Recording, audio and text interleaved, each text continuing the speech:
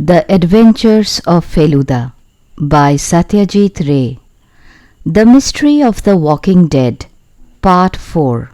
The next morning we went for a long walk and explored the whole village. The local club Jagoroni was rehearsing for a play. We were invited to watch the rehearsal. A lot of people were curious about life in Canada, so Feluda ended up giving a short lecture on the subject. Then we met the only mime artist of Goshaipur called Beni Madhav. He offered to visit us on Friday and show us what he could do. I can climb stairs without any props. I can show you what happens to a man caught in a storm. Change the expression on my face through 6 different steps, from sad to happy. In the evening, Topshe Babu took us to a fair in the next village. By the time we returned, having enjoyed ourselves hugely, it was nearly 6 o'clock. The sun had set, but it wasn't dark yet. Feluda said he'd like to visit Jivanlal Mullik. Topshe Babu went home to wait for us. Jivanlal came out of his house even before we could reach the front door. "I saw you coming from my bedroom window," he explained. "Has there been any new development?" Feluda asked. "No." "May I look at your garden?" "Of course." The garden was not really a garden. That is to say, there were no flower beds or a lawn. It was simply a large open area in which stood a number of tall trees. Feluda began inspecting it carefully. I had no idea what he was looking for. I saw him stop at one point and stare at the ground for a few minutes. After a while, a voice cried out from a balcony on the first floor. "Who's there? What are you doing among the trees?" It was Jivanlal's grandmother. "It's all right, Grandma," he shouted back. "It's only me and my friends." "Oh, I keep seeing people roaming about in the garden. God knows what they do." "Can she see well?" Feluda asked. "No, not very well. Nor can she hear unless one shouts." "I don't suppose anyone looks after the garden." "No, not really.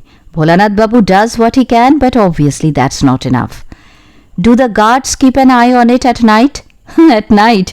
You've got to be joking. No guard here would dream of staying awake to do their duty." "The front door is locked, surely?" "Oh yes, that's Bholanath Babu's job, but when I am here, I lock the front door and keep the key with me." "I haven't yet met Bholanath Babu. Could you call him, please?" Jivanlal asked one of his bearers to call Bholanath Babu and bring us some lemonade. We were sitting outside by the pond. The recent monsoon rains had filled it to its brim. It was now covered with shaluk flowers. Bholanath Babu arrived in a couple of minutes.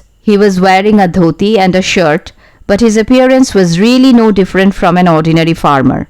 I could easily picture him working in a field tilling the land. Feluda began talking with him. There was no noise anywhere except the faint strains of music from a distant transistor. Had that not been there, it would have been quite easy to pretend we had travelled back in time by more than 100 years. "Has Mriganko Bhattacharya visited this house just once?" Feluda asked. "Recently? Yes, just once." "You mean he has visited Mr. Mullik before?" "Yes, a few times. I think the master had asked him to draw up his horoscope." "And did he?" "I don't know. What made him pay a visit recently? Who asked him to come?" "The master did. The doctor and I had both told him it might help." "You visit Mr. Bhattacharya regularly, don't you?" "Yes, sir." "Do you believe in his powers?" Bholanath Babu bent his head. "What can I say, sir? I had a daughter, Lakshmi, she was called, beautiful like the goddess, and she had manners to match. But when she was only 11, she got cholera and she died. I was devastated.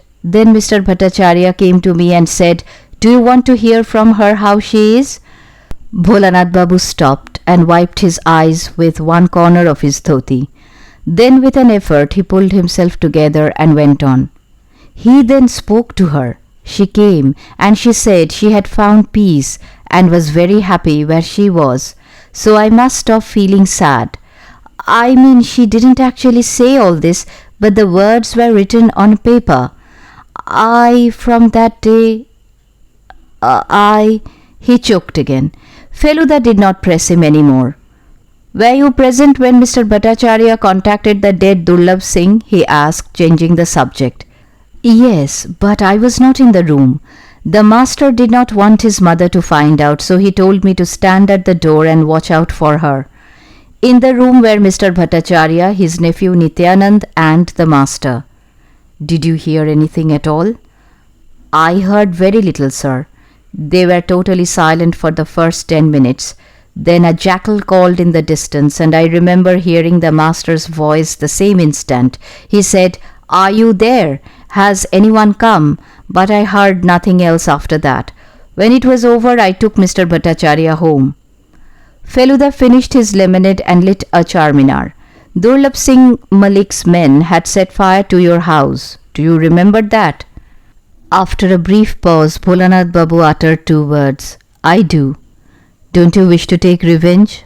Have you never thought of settling old scores? I had heard Feluda ask such hard-hitting questions before. A lot depended, he had told me once, on how a person reacted to such questions. Bholanath Babu shook his head mutely. Then he said, Never.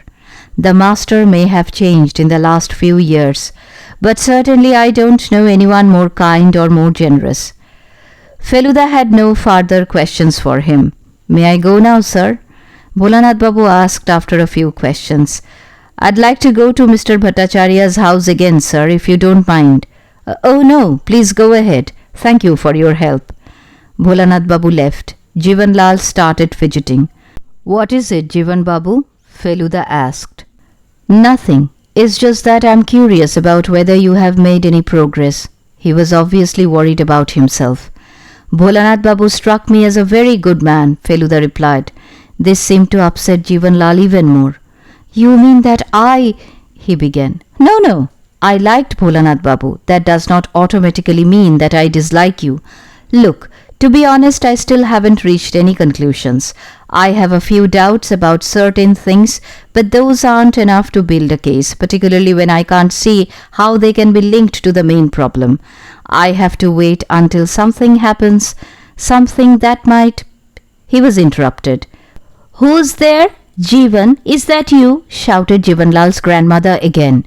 We could hear her only because it was so quiet. Feluda rose instantly and began running towards the back of the garden. We followed him. Lalmohan Babu had been staring at the water and humming under his breath. He too broke off and joined us. We found Feluda standing by a gap in the compound wall. A portion of it had crumbled away. He was shining his torch on the wall. Did you see anyone? Jivanlal asked. Yes, but not closely enough to recognize him. He slipped out through that gap. We spent the next 30 minutes searching the grounds. Thousands of mosquitoes kept us company, as did as many crickets who kept up an incessant chorus. What we eventually found was immensely mystifying. At the far end, under what must have been the last tree, was a big hole in the ground. It had obviously been dug recently. Jivanlal, who appeared as surprised as us, could not offer any explanation. Hidden treasure, Lalmohan Babu declared. Someone just removed it. But Jivanlal shook his head. No, he said. Nobody in our family ever hid any treasure. I would have known if they had. I mean, there would have been stories and gossips. The comment Feluda made sounded just as mysterious. Jivan Babu, didn't I say I was waiting for something to happen? I think it now has. We returned home after this. After dinner, Lalmohan Babu and I wanted an early night. He had ended up with cuts and bruises, for some of the plants in Jivanlal's garden were thorny. After dabbing himself with Dettol, he declared he was ready for bed. So was I. Feluda was the only one who didn't seem tired at all. He opened his notebook, applied Odomos all over his hands and feet and face, and settled down on his bed, leaning against a pillow. Tulshi Babu came in with a plate of pan. Lalmohan Babu started to yawn but broke off as Feluda glanced at our host to ask him a question. Tell me, Tulshi Babu, he said, if you told a good and honest man a way of cheating others, and that man then actually put that into practice, would you still call him good and honest? Tulshi Babu looked flustered. Good heavens, Mr. Mitra, I'm hopeless with puzzles and riddles. But since you ask, if the man is really good, surely he wouldn't stoop so low. And if he did, no, I wouldn't call him good anymore. Ah, I'm glad to see you and I agree on this. I was too tired to worry about why Feluda was making cryptic remarks, so I got into bed but could not go to sleep. My mind was still buzzing with questions. Why did Shamlal Malik have mud on his feet? Who sent the anonymous note and that news? Who did his mother see this evening in the garden? Who dug that hole and what did it contain? Why didn't Shamlal want us to see the paper on which a spirit was supposed to have written? God knows when I dropped off. When I opened my eyes, it was still dark. Then I realized I had been woken by a scream. It had probably come from Lalmohan Babu, for he was sitting up on his bed, having flung aside the mosquito net. What happened? I asked. A dream, a nightmare. Oh God, it was terrible. Do you know what I saw? I was being given a reception and my own grandfather was there, putting a garland round my neck. See what an exciting garland I have given you, he said. I looked and saw that they weren't flowers but tiny human heads dripping with blood. Can you imagine it? Why, Lalmohan Babu, why must you have such an awful dream at this beautiful moment when dawn is just breaking? Asked Feluda. With a start, I realized Feluda was already up. I saw him coming in through the door that led to the terrace. He had obviously been doing his yoga. What am I to do, Felu Babu? It's all this talk of a reception and speaking to dead ancestors and old Kali temples. All of those things got mixed up in my mind. There was no point in going back to bed. I rose and went out on the terrace quietly. Tulsi Babu might still be asleep. The moon was still shining, but its light had turned pale. I noticed a few stars winking bravely, but they couldn't possibly last long. The eastern sky had just started to turn pink. This morning I had decided to chew on a neem twig instead of using a toothbrush. It was far more healthy, Feluda had said. So I picked one from the pieces I had kept ready the previous night and had just put it into my mouth when someone arrived at the front door and began screaming loudly, "Mr. Mitra, come quickly, please, sir, Mr. Mitra." We rushed down the stairs. It was Bholanath Babu. "Last night," he gasped as he saw us, "we were attacked by burglars. They tied me up and they tied and gagged the master. There were two of them. Everything the big chest contained, all the money has gone. Only Jivan Babu was spared somehow.